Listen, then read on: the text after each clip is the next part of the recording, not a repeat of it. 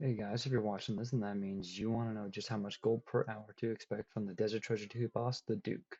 Now, the Duke is one of my favorite bosses to fight. As you can see right here, I actually have the Baron, the pet of the boss, and I got that around 700 KC. I got pretty lucky.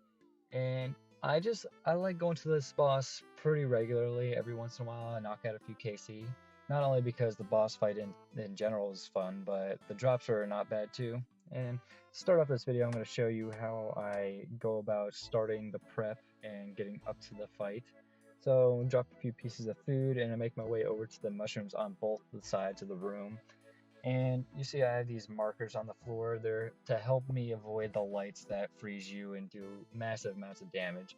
And I've also noticed, I'm not sure if this is just my luck or it's actually helpful, but I've noticed that I seem to not get stunned by the shadows on the floor as much. As you can see right here, I don't get stunned by that on the marker. I don't know if that's just luck and timing or what, but I seem to not be stunned by them nearly as often when I'm on those markers as well. So that's always a plus, you know? And then you come down here to the center and you start mining the last ingredient for the potions needed to start the fight. And after that, that's about it. That's all you got to do is just get those three ingredients and then make two potions out of them, and that's it. You can go ahead and start the fight. Now, I always start the fight with two BGS specs, and then I go in and switch to my Emberlight and Dragon Defender along with summoning a Thrall. And that's basically all I need for the rest of the fight. I mean, you know, besides Super Combat Potion and some Prayer Pots, that's all I need. Now, I don't know if the Emberlight is the best choice of weapon here. It probably isn't. But I use it simply because it's a 4-tick weapon as opposed to like the Fang that's a 5-tick weapon. The Emberlight just seems to fit in so much better with the you know, coming out from the pillar, peeking out, and then going back in.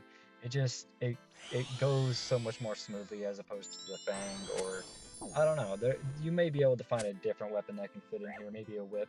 I haven't tried, but I don't know. If you have any recommendations, actually, go ahead and put them in the comments below, because that would be actually helpful for me. The Emberlight does do work, it does get the job done, but I feel like it could be improved on.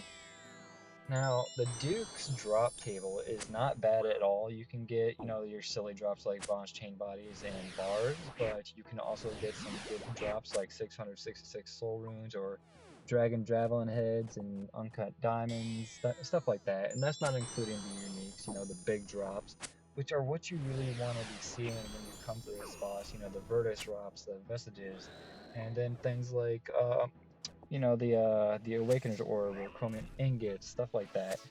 And that's not that common here, but you know, you do get them, and some people, you know, they get lucky and get them on the first KC, which I have not had happen to me, but I do get the Awakener's Orb right here, as you can tell. That's a 1 mil added to the bank. Sadly, it's not, you know, a 5 mil or up like they were when the quest first came out. You know, I was making good money when they were first release, but I'm not going to complain. It's not the drop that I would love to see, but I don't hate to see it. But yeah, no, this boss is definitely up there in ranks for me. I believe I have 1100 KC right now. Um, and I just recently actually got the vestige right before recording for this video. So unfortunately, it was not included here, but that was an extra 40 mil added to the bank. And a good thing about this boss is the supply drops. You're constantly getting food and prayer potions and combat potions to help lengthen your trips here, which is always helpful. One downside is I always bring stamina potions with me to help with running around the room to make the fermented potions, but once I run out of that, I tend to just want to go rebank and set up my next trip rather than stay there walking around the room for the next KC. And you know, maybe you don't mind it, but I personally would rather just go and grab more uh, supplies myself. Now, one thing I did want to touch on real quick was the uh, the possibility of me branching out to different types of content rather than just GP per hour videos. You know, talking about my experiences at bosses. Although I'm trying to think of what I would like to do. I don't want to just make these one kind of videos for every boss or something like that. I'd like to, add some variety, I guess. And when it came to this video and specifically, is I actually had to split up the first hour because I had some personal stuff going on with my family, and I had to break it up in like midway through the first hour. But I assure you, it was 1 hour worth of loot, and towards the end, we'll go over it and get the average of the 3 hours I did this boss.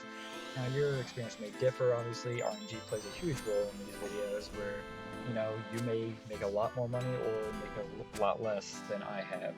It really just depends on your luck and how many kills per hour you get. It all depends on a wide variety of factors.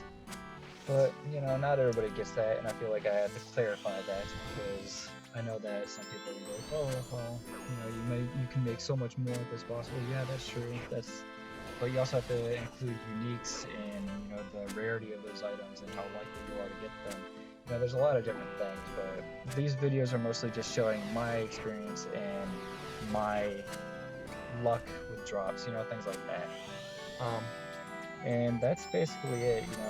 I determine how worth things are, based off my experience. But anyways, we just got the last drop with some Mr. Runes. Unfortunately, not a more expensive drop, but it is what it is. And if you made it this far, then here's the loot tab for it. Now, for this first hour, we got 21 kills at 917k for that 1 hour with the adamantite ore and coal and some rude javelin heads, some runes.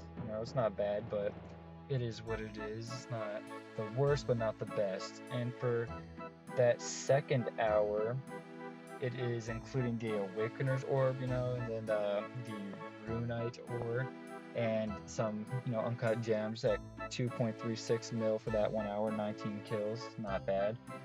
And then for that third and final hour is 20 kills at 1.51 mil with Runite Ore and Javelin Heads and Rune Arrow Tips, or Dragon Arrow Tips, my bad. But anyways, that comes out to 1.5 mil an hour, and that's about it. So if you enjoyed this video, I would appreciate it if you leave some feedback. More importantly than anything, I would appreciate any tips on how to improve. And if you would, please leave a like. Thank you.